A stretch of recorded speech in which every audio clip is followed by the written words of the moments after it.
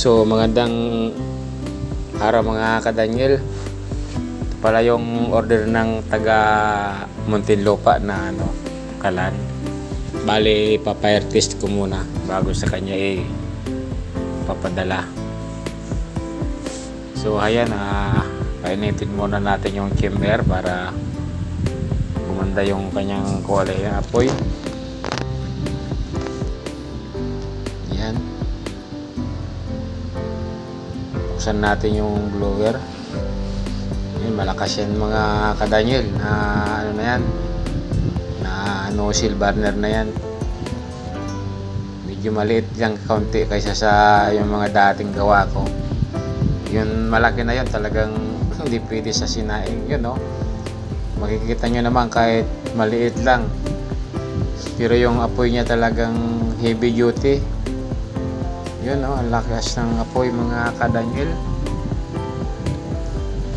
Iwan ko lang kung hindi masunog sinain nyo yan. Yung ganda ng kulay, oh. Oh, lahat na butas may lumabas na apoy, oh. Napakaganda ng pagkagawa ng nozzle na to. Pare-pareho yung niya, yung labas sa butas ng apoy, oh.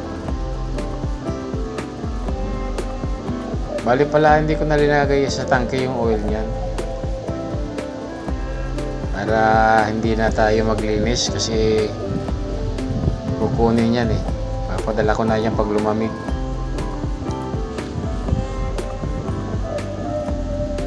Bali isisin ko sa kanya yung video na to para makita niyo yung kagandahan ng order niya na kalan. So yan mga ka-Daniel, ready na, nakapintura na yan, in-spray ko na yan. Yung sa chamber pala na pintura medyo nawala talaga, oh. Sobrang init, nawala. Hindi ko napipinturahan yan kasi ganun din naman, gagamitin niya naman, wala lang yung pintura, uusok lang. Kaya maganda yung nawala na, oh. Ganda ng apoy, oh. Ang taas talaga, lakas, napakaganda. Hindi naman mga ka-Daniel magsayang yan, pero lalagyan mo ng ng yero yung ilalim ng kaldero. Yan, napakalakas, oh. Oh, napakabilis dyan mga ka-Daniel, magpalambot ng mga karne. Subo ko na yung nozzle na yan, ang ganyan na karaming butas sa taas. Napakalakas. Kahit ikalahati mo lang yung blower niya, yung adjust na ng blower, pero yung taas ng apoy niya, oh.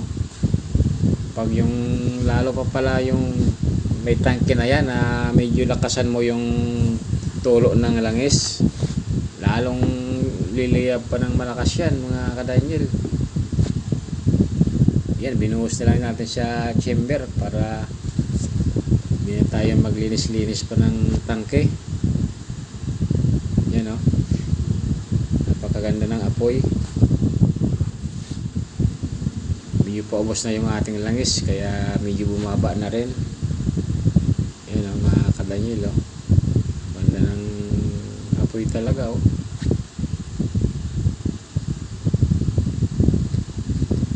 Apoy pa lang talagang mapapabili ka na sa kalan na to, oh. O paubos na. So ayan mga ka-Daniel, mga idol, mga boss, maraming salamat sa